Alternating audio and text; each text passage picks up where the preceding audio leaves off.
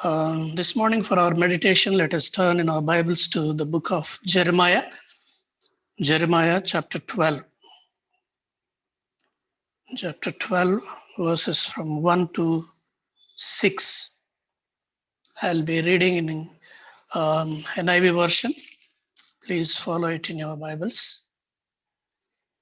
Jeremiah chapter 12. You are always righteous, O Lord, when I bring a case before you. Yet I would speak with you about your justice. Why does the way of the wicked prosper? Why do all the faithless live at ease? You have planted them, and they have taken root. They grow and bear fruit. You are always on their lips, but far from their hearts. Yet you know me, O Lord. You see me and test my thoughts about you. Drag them off like sheep to be butchered. Set them apart for the day of slaughter. How long will the land lie parched and the grass in every field be withered? Because those who live in it are wicked. The animals and birds have perished. Moreover, the people are saying, He will not see what happens to us. Verse 5. If you have raced with men on foot and they have worn you out, how can you compete with horses? If you stumble in safe country, how will you manage in the thickets by the Jordan? Your brothers, your own family, even they have betrayed you. They have raised a loud cry against you. Do not trust them. Don't they, though they speak well of you. May the Lord bless this word for us. Let us look to the Lord in prayer before we go into the word of God. Heavenly Father, we thank you, we praise you, Lord, for your abundant grace upon our lives. And we thank you, Lord, for the way you have been speaking to us, ministering to us, and making us whole. Father, even as we are going to meditate upon your word this morning, Lord, be with your servant. Help me, Lord, unworthy as I am, as I stand before you, before your congregation, Lord. May you speak to me and speak to us, Lord. Help us to understand your word in its right context and help us to live by this word, Lord. Thank you and praise you in Jesus' most precious name. Amen. Over the many generations, God's people have been trying to grapple with this question, this age-old question of why does the way of the wicked prosper? You know, this question has been raised many times by many people, many of God's people. God's very own servants raised this question many times. You know, we see it here in verse 3. Verse 1, he says, Jeremiah chapter 12, verse 1, he says, why does the way of the wicked prosper? Why do all the faithless live at ease? And the same question has been raised by Asaph. Asaph in Psalm 73. He also asked the same question in 73, Psalm 73. Please turn to that. You are familiar with these Psalms, I think, and you have also heard many times about these questions being raised by men of God. Psalm 73, verse 3. For I envied the arrogant when I saw the prosperity of the wicked. They have no struggles. Their bodies are healthy and strong. They are free from the burdens common to man. They are not plagued by human ills. Therefore, pride is their necklace. They clothe themselves with violence. From their callous hearts comes iniquity. The evil conceits of their minds know no limits. You know, even Asaph, the one who was actually was worshiping the Lord day in and day out in the temple of God, leading God's people into the worship of God, he had these questions. Why the wicked are prospering? why they don't have any problems, and why their eyes are puffed up. They are free from all the burdens common to man. Why, Lord? And the same question has been asked by Habakkuk also. Habakkuk also is now asking God, why? Why are you allowing me to see the evil prosper? Why are you making them do the things they are doing now? What is your plan? Are you not seeing all these things? And even Job also asked in Job's chapters 21:7, he says, why do the wicked live on, growing old and increasing in health? Why they are going on? They don't have any problems in their lives. Whatever they do, it is prospering. It seems as if you are helping them to grow like that, as if you are with them. And as a man of God, you know, and he says, you know me, Lord, you know me. In verse 3, he says, chapter 12:3 says, yet you know me, O Lord, you see me and test my thoughts about you.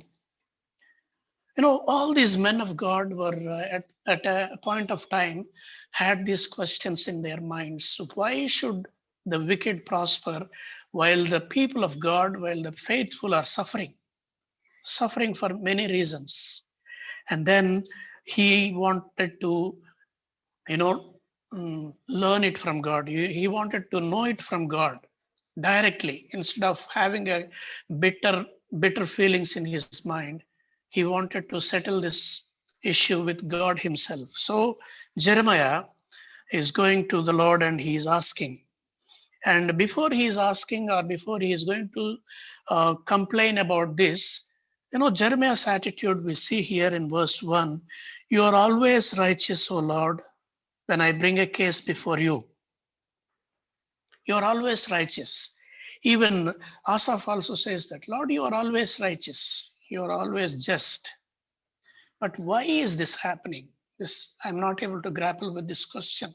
I'm not able to understand why. And the same with that same attitude, Jeremiah is asking the Lord, you are always righteous, O Lord, when I bring a case before you. Yet I would speak with you about your justice. Lord, I know you are righteous. You are a just God.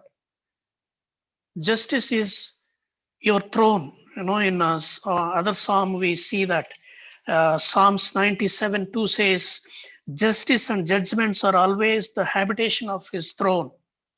You know, God is a synonym, or God is known for His justice and righteousness, and His judgments are always right. Having known all these things, Jeremiah had a problem to deal with. He could not understand why all these things are happening, because we see in the before chapters, you know, when he was faithfully presenting God's word, when he is faithfully telling what is going to happen to the people of Israel, to the people of Judah, you know, these people are against Jeremiah. Whatever is he is preaching, they think it is wrong. You know, they thought that God is not going to judge them. God is not going to destroy them. God is not going to, give them up to the people who are going to come and destroy them. Because God loves his people, God loves his city, and God loves his temple. So Jeremiah's message was very contrary to what they have been believing. And so they started hating. They started hating this man of God. And they plot, you know, verse 18 of chapter 11 says, because the Lord revealed their plot to me, I knew it. For at that time he showed me that they are doing what they are doing. You know, they are plotting against him. Let us destroy the tree and its fruit. You know, people were planning to kill or get away with Jeremiah. That's why he could not understand. Lord, you have called me. You know, we see it in the chapter 1. You know, when God called Jeremiah, even when he was very young, in his young age, while he was a boy, God called him for the ministry, and he told him that whatever I am going to tell you, you should convey it to the people. You know, they won't like your message, they don't like your way of dealing with them, but I am going to send you to the people. I am going to make you the messenger, and you should be strong enough to tell them what I tell you. So Jeremiah knew that God called him, and he was doing what he was commanded to do.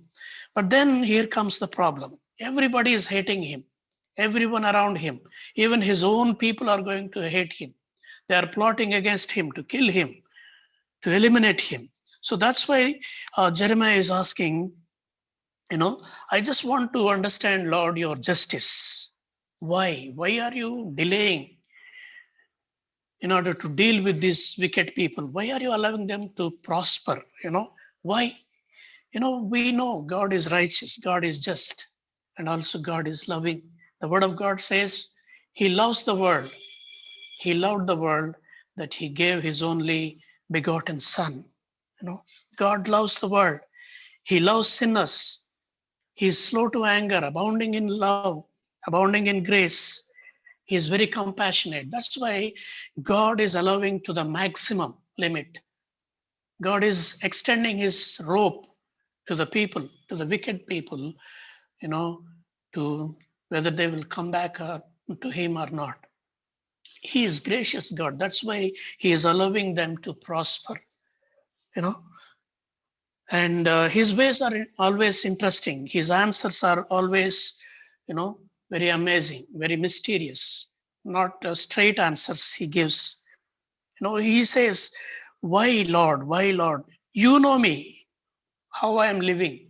I am, oh Lord, you see me and test my thoughts about you. And he says, he prays in this verse 3, drag them off like sheep to be butchered, set them apart for the day of slaughter. Lord, you take them like the sheep which is going to be offered as a sacrifice. Sacrifice them or butcher them, cut them off, because the land is being cursed because of them. Verse 4 says, how long will the land lie parched and the grass in every field be withered, because those who live in it are wicked? And moreover, the people are saying, he will not see what happens to us.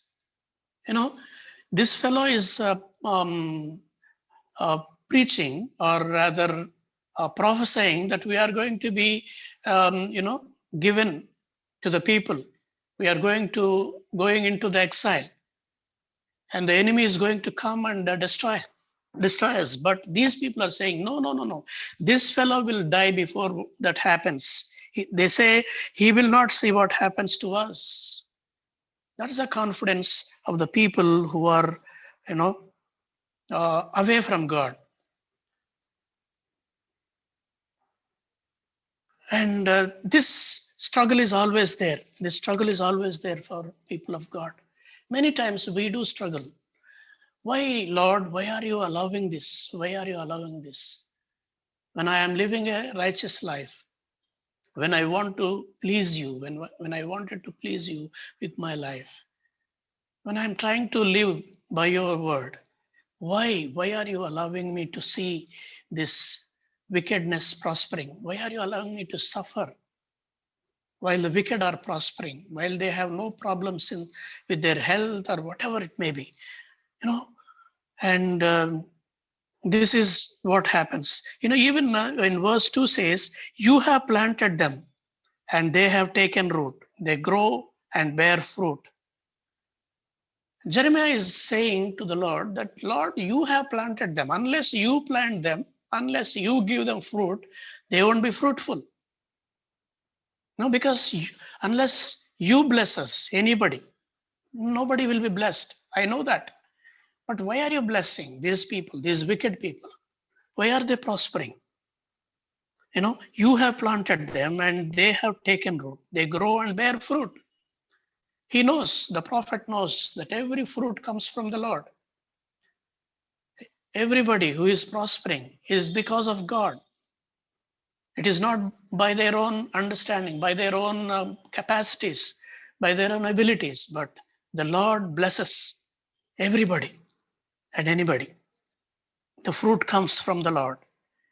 And the irony is, at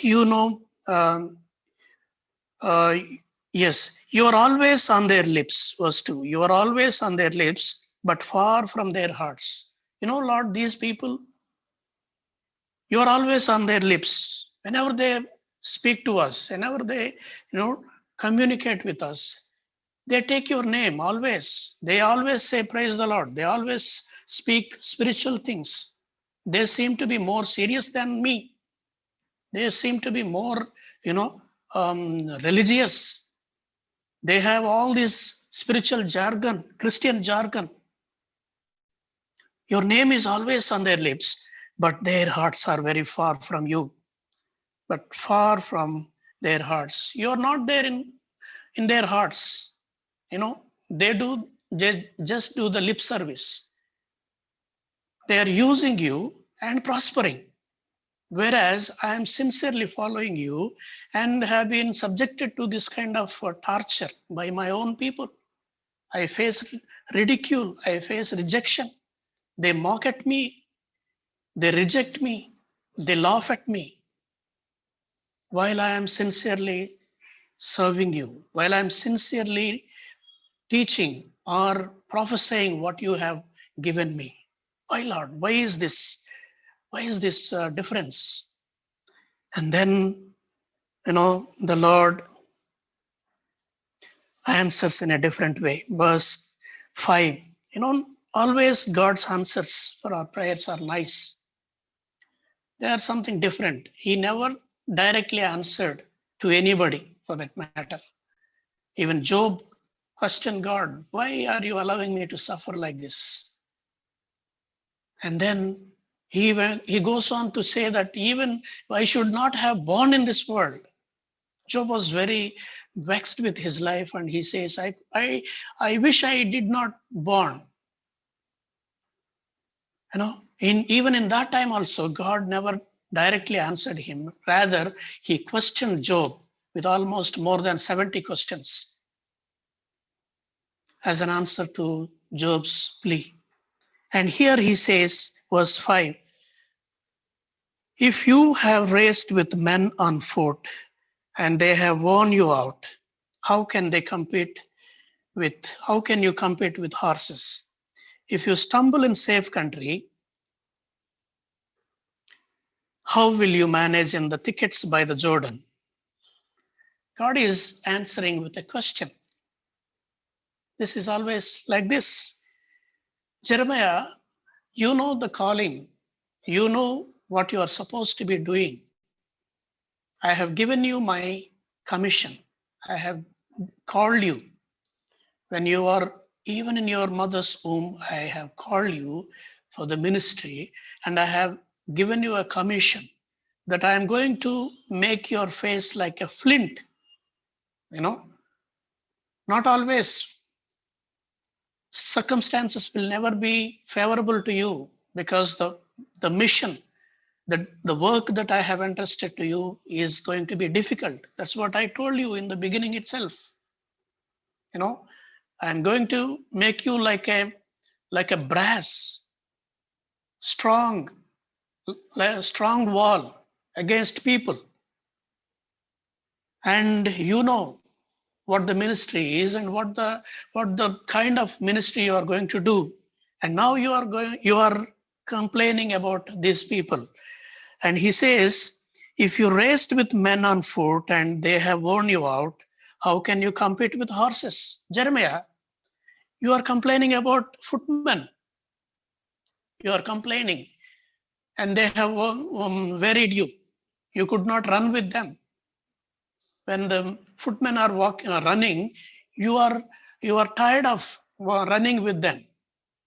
But there's a day is going to come when you are supposed to run with horses. If you have raced with men on foot and they have worn you out, how can you compete with horses? If you are complaining about these small situations, these small inconveniences, how are you going to bear with those difficult situations? A day is going to come. Days are going to be evil. Days are going to be more tough. And how are you going to face that? Jeremiah, you are complaining about small things. You stumble in safe country. You are living in a safe country now, very safe. Things are very normal. Things are very okay. And if you complain, if you stumble in safe country, how will you manage in the thickets by Jordan? A day is going to come when Jordan is going to be flooded like anything. Floods are going to be, you are going to be overwhelmed with the floods of the Jordan, the thickets. And things are going to be more complicated in the future. But how are you going to face that? When you stumble in safe times, when you stumble in normal situations, the same question applies to us also. How are we going to deal with more major things, more difficult things? If we are vexed with small things, maybe our health is not that good, maybe our financial condition is not that good, maybe our stature or our position in society, our jobs, or whatever it may be, our relationships in our families may not be that good. Maybe I am facing rejection from my own people. But how are we going to face bigger rejection, bigger violence, bigger um, persecutions? The Lord is asking, questioning Jeremiah, if you have raced with men on foot and they have worn you out, how can you compete with horses? Are we in a way like Jeremiah, if we are tired with our situation right now? Relatively, by God's grace, we are all in a good positions. Though things may not be that good, we are enjoying relatively everything.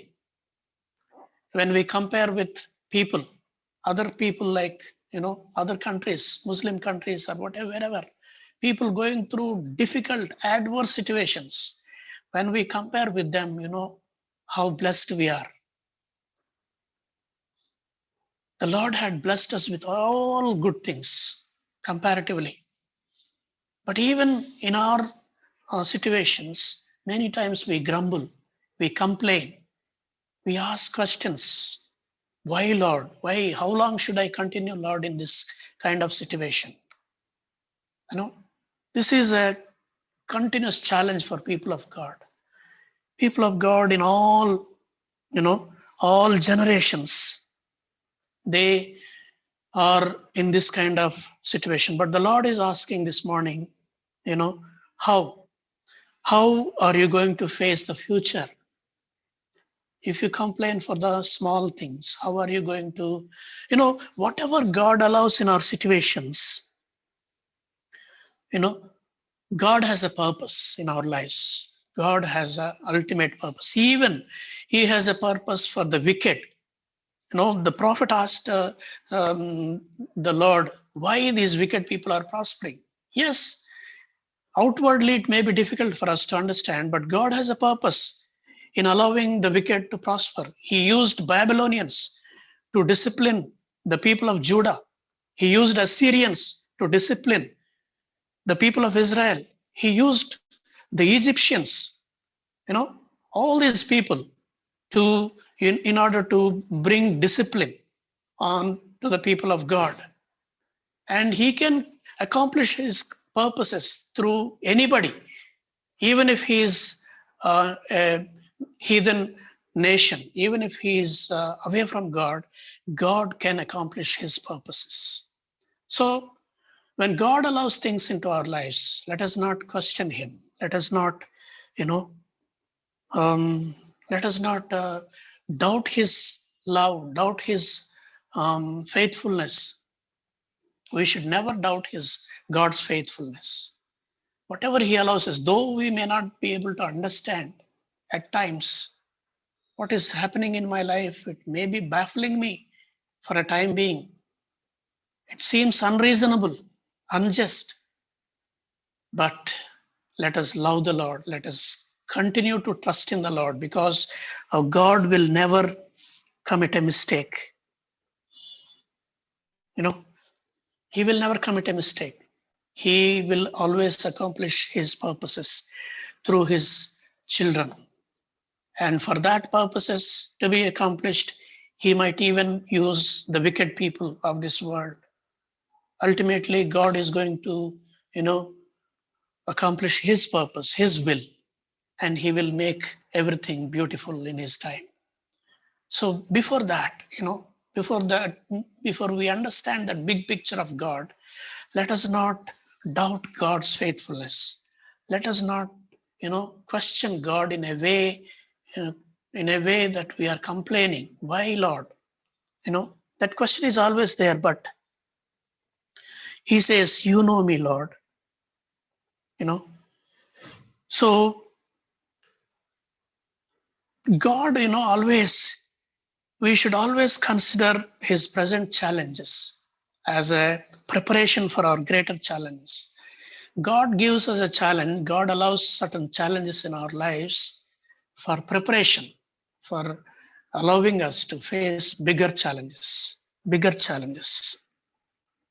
So He's asking the Lord, Jeremiah, the Lord is asking Jeremiah, if you stumble in safe country, how will you manage in the thickets of Jordan?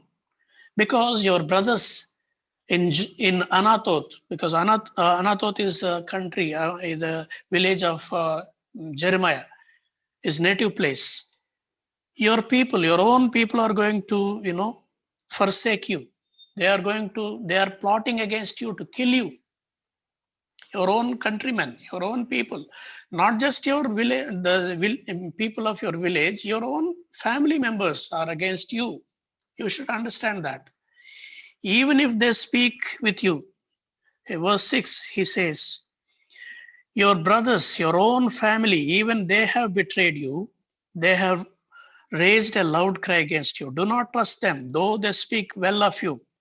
Maybe before you, in front of you, they might speak very sweet words. They can speak nice of you. But behind you, they are plotting. Your brothers, your own family, they have betrayed you. But remember, Jeremiah, you have a greater purpose. You have a greater ministry. You have a greater commission to be accomplished. Don't worry about all these things. If you are afraid of your own country, how are you going to face the nation? You have to represent me before the nation as my representative, my ambassador. You have to tell them what I give you. You have to communicate my message to these people. But if you are afraid of your own country, your own village, how are you going to face Jerusalem or the nation as Israel? Everyone is going to be against you, but you should prepare yourself for greater things. No, because life is not going to be easy for you, Jeremiah. Because if we continue to read in the book of Jeremiah, we see that Jeremiah would have to spend a night in the stocks one day. We see it in chapter 20, verses 1 to 3. He'll be put in stocks, and he is going to be confinement into the cistern. He is thrown into a well without water, and he is going to be imprisoned in the court guard. Things are going to be difficult, more complicated. But don't get wearied by these small things. If you are, tired of running with footmen, how are you going to run with horses? How are you going to compete with horses? That means bigger challenges are going to come. If you are, if you stumble in safe place, if you stumble in simple things, if you complain about simple things, How are you going to face bigger and more complicated challenges? So God never calls us to compete with horsemen until he has trained us by the lesser things of competing with footmen. You know, God will never put you in a situation where he never trained you for that. God's grace will never take you to the things that he cannot handle. You know, he is always gracious. He is always mindful of us. He will always train us for better things, for bigger things. So this morning, as we briefly meditate upon this, upon the life of Jeremiah, let us remember that God is always, you know, um, always working in our lives. Christian life or a life of a believer is not going to be easy. He never promised that.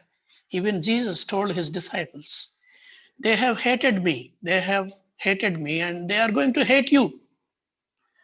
They are persecuting me and you will be persecuted. Life is not going to be easy at all in this world. If we are expecting for that kind of a life, we need to check ourselves.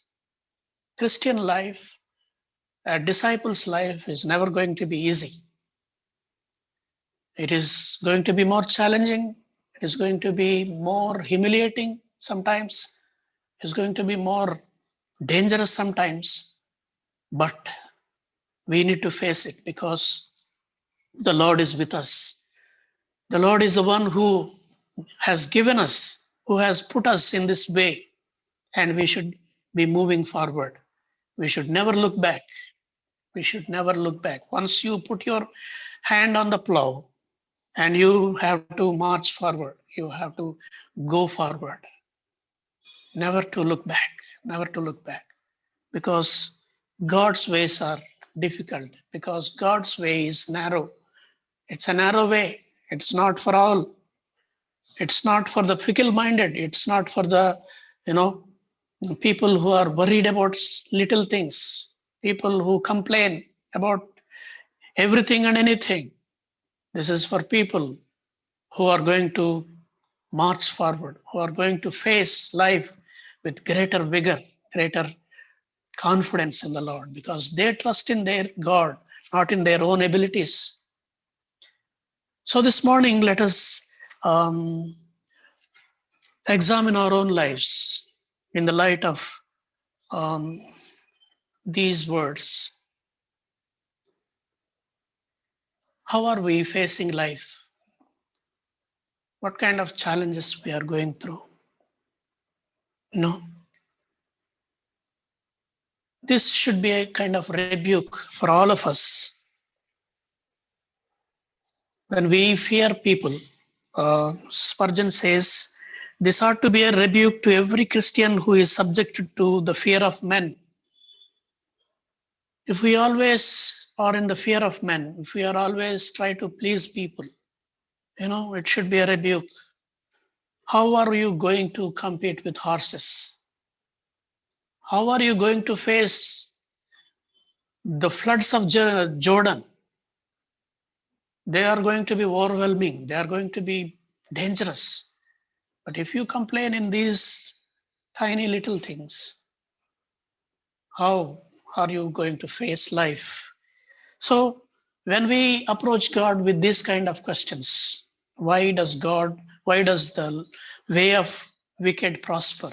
When you are going to question God, you should have a right attitude like Jeremiah had. He asked God, he told God, Lord, you are always righteous. When I bring a case before you, you are always righteous, Lord. But why is this happening? Many times we may not understand, but God has a purpose. Let us always have positive attitude towards God. Let us never question his faithfulness, his purposes for our lives, and never be impatient with God. We should never be impatient because God is working on each and every one of our lives. He is working with us. He is very patient with us. He has a bigger picture for our lives. That's why we should never be impatient with God. His timing is different. And we always, like Jeremiah wanted immediate response, immediate judgment upon his people. He was asking, butcher them, Lord. That means do justice immediately, but God has his own timings. You know, it is natural for us to demand justice, but we must realize that we ourselves would be in a bigger trouble if God gave each of us what we truly deserve. Many times we want justice. We want justice to be done to us. But if God had to deal with us the same way we are expecting Him to deal with the wicked people, how are we going to face God? If He is going to, deal with us, we are going to be in trouble. We are going to be in trouble because none of us can stand before God and claim, you know, um, justice, because we are always, all of us are enemies. No one in this world deserves His grace, but by His grace, we are what we are today. So let us never forget that, God is always just. He will never commit a mistake. And we need to always be committed to God, even when the going gets tough, when things are going to be difficult, more severe. You know, we should never feel like quitting, never feel like quitting, because God is working with us, in us, and through us. God has a bigger picture, God has a bigger plan. He has His purposes to be fulfilled through you and me. So if we quit in a halfway, God's purposes are going to be failed. Because God always works with people. God always, His way of working is with people, with men of integrity, men of caliber, men who always trust God without questioning, and without unwavering faith in Him. So let us, examine ourselves this morning. Are we in a way complaining about our situations? Are we in any way, envious of the people who are prospering outside? But let us examine ourselves. Let us come back to God, who is asking, how are we? If you have raced with men on foot and they have worn you out, if you are running with footmen and they wearied you, how are you going to compete with horses? If you stumble in safe country, how will you manage in the thickets of the Jordan? How are we? God always prepares us for greater challenges. Our life has a meaning, has a purpose. So let us trust God. Let us keep working with God. Let us keep cooperating with God as He works in our lives. And never to doubt Him, never to question His sovereignty, never to question His goodness. And let us keep trusting Him. Let us keep moving forward, as God prepares us for greater challenges, greater purposes. And may the Lord fulfill His purposes through us, and may the Lord help us, even if we have doubts, even if at times we question God's love. Let us continue to trust in the Lord and move forward. May the Lord bless us, and may the Lord give us grace to keep keep competing with horses. May the Lord help us to, be trained to face more and more bigger and more heavy challenges in the days to come. Thank you. God bless you. Over to Matthew and Anna.